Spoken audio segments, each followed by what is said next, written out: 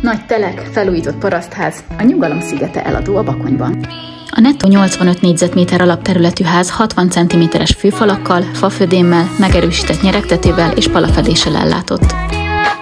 Elosztását tekintve konyha plusz kamra és 3 további hatalmas helység, egy nappali, egy hálószoba és mosókonyha méretű fürdőszoba került kialakításra. Fűtése autentikusan fatüzeléssel megoldott, a meleg vízellátásért villanybojler felel. Az ingatlan helységei alapvetően keletre néznek, ez a hatalmas 23 négyzetméteres hálószoba azonban déli fekvést kapott, gyakorlatilag egész nap fényben úszik.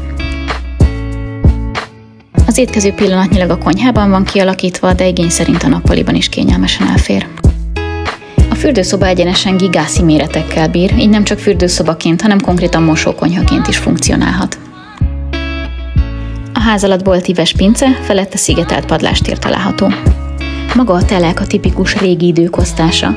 A ház melletti könnyen karbantartható udvar hátrafelé hosszan elnyúlik, gazdálkodásra, növénytermesztésre, állattartásra is kiválóan alkalmas. Nézd meg, szeress bele, tegyél ajánlatot!